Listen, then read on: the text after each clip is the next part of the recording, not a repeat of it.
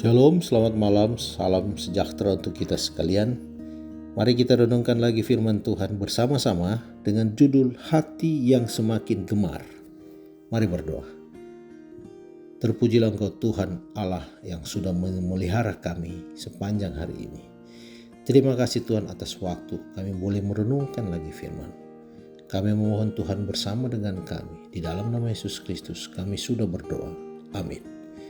Ayat renungan diambil dari 2 Yohanes pasal 1 ayat 12. Firman Tuhan berkata, "Sungguh pun banyak yang harus kutulis padamu.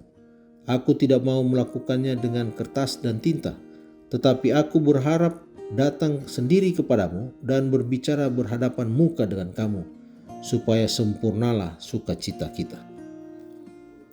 Sering seorang misionaris berangkat dengan perasaan yang tidak nyaman karena keadaan anggaran belanja keluarga yang amat sulit dan harus bergantung kepada keluarga dan teman. Selama 10 tahun hubungan telepon secara langsung telah menolong keluarga kami ketika kami melayani di tempat berjarak 1.200 mil dari mereka. Jaringan pemancar radio masih dapat memelihara hubungan baik kantor-kantor daerah yang tersebar di kepulauan di Pasifik Selatan. Di Nigeria, sejumlah besar biaya dan kedermawanan negara untuk menghubungkan pusat-pusat misi dengan telepon radio, alat peraga dan tape video, surat dan telex dapat dipergunakan untuk memelihara hubungan baik. Betapa hati kita merindukan komunikasi. Langkah-langkah tambahan yang harus diambil orang agar dapat berkomunikasi. Dari asap sebagai tanda kepada satelit, dari yang rumit kepada yang dasar, zaman purba ke masa kini dapat berbicara satu kepada yang lain. Karena perpisahan membuat hati semakin rindu, semakin lama terpisah dan semakin berjauhan, semakin besar keinginan. Akan tetapi di atas segalanya itu, apakah yang dapat menyamai pembicaraan berhadapan muka? Kegemaran orang-orang Inggris untuk mengobrol, kesukaan orang-orang Australia untuk mendongeng, orang-orang Amerika memang harus berbicara kepada satu dengan yang lain. Yohanes menyadari perlunya hubungan pribadi bagi umat Kristen. Ia mengakhiri suratnya yang kedua dan yang ketiga dengan janji hubungan tatap muka. Beberapa ayat yang pertama dari suratnya yang pertama menceritakan betapa ia menghargai ingatannya mengenai Yesus.